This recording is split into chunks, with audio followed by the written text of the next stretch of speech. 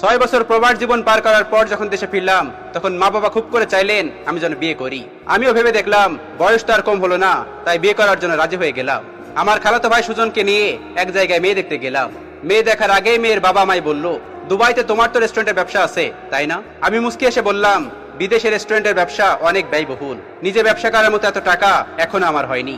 মেয়ের বাবা অবাক হয়ে বলল, ঘটক যে বলল তোমার সেখানে নিজের রেস্টুরেন্ট আছে। তখন আমি বললাম, উনি মিথ্যা বলেছেন, বিদেশে আমার নিজের কোনো রেস্টুরেন্ট নেই, আমি একটা রেস্টুরেন্টে কাজ করি। মেয়ের বাবা রাগে চোখে আমার দিকে তাকিয়ে বলল, আমি কোনো কামলার সঙ্গে আমার মেয়ের বিয়ে দেব না।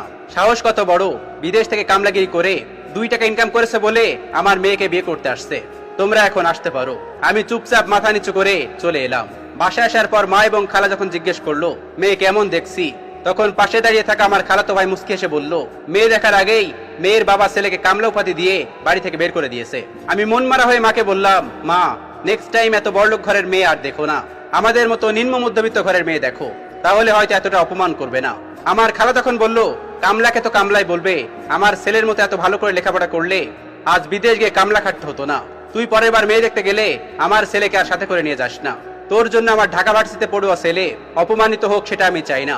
আমি কিছু না বলে মাথা নিচু করে চুপচাপ রুমে চলে গেলাম। কয়েকদিন পর অর্পা নামের একটা মেয়েকে দেখতে যাই। মেয়েকে আমার খুব পছন্দ হলে মেয়ের সাথে আমার একাকে কথা বলতে বলে। আমি আর মেয়েটা যখন আলাদা রুমে যাই, তখন মেয়েটার সাথে সাথে দরজা লাগিয়ে আমার দিকে রাগি চোখে তাকিয়ে বলল, আপনাদের মতো প্রবাসীদের এই একটা সমস্যা, বিদেশে গিয়ে সুইপারের কাজ করবে আর দেশে এসে টাকার ফুটানি দেখিয়ে মধ্যবিত্ত ঘরে শিক্ষিত সুন্দরী মেয়েকে বিয়ে করতে চাইবে। আপনার টাকা পয়সা দেখে আমার মা বাবা গলে গেলেও আমি গলবো না।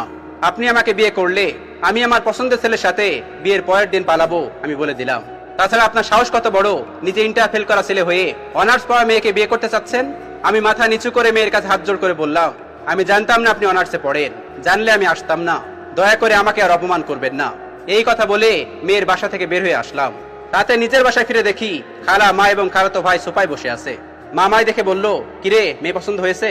আমি তখন মাকে বললাম, শুধু আমার একার পছন্দ হলে তো আর হবে না, আমাকেও তো মেয়ের পছন্দ হতে হবে। মেয়ে আমার মতো ইন্টার ফেল করা ছেলেকে বিয়ে করতে পারবে না। এই কথা শুনে মায়ের পাশে বসে থাকা খালা এবং খালার ছেলে হেসে দিল। হাসতে হাসতে খালাতো ভাই আমায় বলল, তোমার কপালে আর বউ জুটবে না। খালা তখন মুখ বাঁকিয়ে বলল, বউ জুটবে কি করে? বিদেশ গিয়ে থালা বাসন ধুলে কি আর বউ পাওয়া যায়? আমি সচরাচর বড়দের মুখের উপর কথা বলি না, কিন্তু খালার বারবার অপমান করে কথা বলা আমার সহ্য হচ্ছিল না। তাই একটু রেগে গিয়ে খালাকে বললাম, হার্ট ব্লক হয়ে যখন হাসপাতালে পড়েছিলেন, তখন এই কামলাগিরি করে 2 লাখ টাকা দিয়েছিল আপনার অপারেশনের জন্য। আপনার ছেলের আইফোনের শখ পূরণ করেছিল এই কামলাগিরি করে। আমি জানি এই দেশের সকল মানুষের চোখে আমরা প্রবাসীরা কামলা, তাই দয়া করে বারবার কামলা বলে সেটা আর মনে করে দিতে হবে না। আমার কথা শুনে খালাতো ভাইটা রেগে গিয়ে বলল, 2 লাখ টাকা আর একটা আইফোন দিয়েছো বলে আমার মাকে যাতে অপমান করতে পারো না, সময় হলে তোমার ফোন আর টাকা তোমার মুখে ছুড়ে মারবো।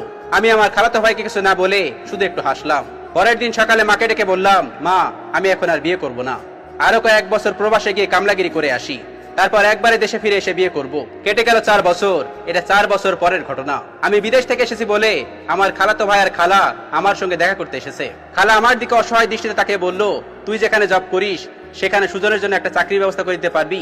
পাশ করার পর 3 বছর ধরে বেকার ঘুরছে, কোথাও কোনো চাকরি পাচ্ছে না। আমি হেসে খালাকে বললাম, তোমার শিক্ষিত ছেলে বিদেশ গিয়ে কামলাগিরি করবে, তোমার খারাপ লাগবে না? পরে তো নিজের ছেলের জন্য বউ খুঁজে পাবে না। খালা আমার কথা শুনে চুপ হয়ে আছে। আমি তখন খালাতো ভাইকে বললাম, নিজে যখন কষ্ট করে টাকা ইনকাম করবি, তখন অন্য কারোর মুখে টাকা ছুঁড়ে ফেলবার ইচ্ছা হবে না। খালা আর খালাতো ভাইটা আমার কথা শুনে মাথা নিচু করে আছে। আমি আর কিছু না বলে বাসা থেকে বের হয়ে গেলাম। একটা বিষয়ে পরামর্শের জন্য একটা পরিচিত উকিলের কাছে গেলাম। গিয়ে দেখলাম ওই আঙ্কেল যার মেয়েকে আমি বিয়ে করতে গিয়েছিলাম বলে আমাকে অপমান করে বের করে দিয়েছিল, উনি উকিলের সাথে কথা বলছে। আঙ্কেল চলে গেল। আমি উকিলকে জিজ্ঞেস করলাম, উনি এইখানে এসেছিল কেন? উকিল তখন বলল, উনার মেয়ের ডিভোর্সের বিষয় নিয়ে কথা বলতে। অনেক বড় ঘরে মেয়েকে বিয়ে দিয়েছিল, কিন্তু জামাইটা নেশাখোর, মেয়েকে অত্যাচার করে বলে মেয়ে সংসার করতে চাইছে না। তার কয়েকদিন পর বাসায় বসে খবরের কাগজ পড়ছিলাম, হঠাৎ একটা লেখা দেখে চোখটা আটকে গেল। স্বামীর পরক্রিয়ার জের ধরে স্ত্রীর আত্মহত্যা। ফ্যানে ঝুলান্ত লাশটার দিকে তাকিয়ে দেখি মেয়েটা অর্পা। আমি প্রবাসী বলে যে মেয়েটা আমাকে অপমান করেছিল, আমি পত্রিকা বন্ধ করে ভাবতে লাগলাম। দ্য ডেইলি স্টারে একটা প্রতিবেদনে বলা হয়েছে 2020 সালে করোনা মহামারীতেও বাংলাদেশি প্রবাসীরা $22 বিলিয়ন ইনকাম করেছে।